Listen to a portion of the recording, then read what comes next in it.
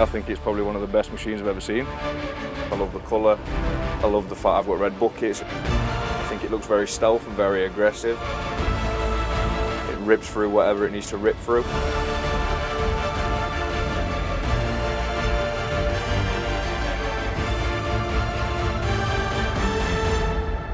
Just look at it, it's brilliant, it's beautiful.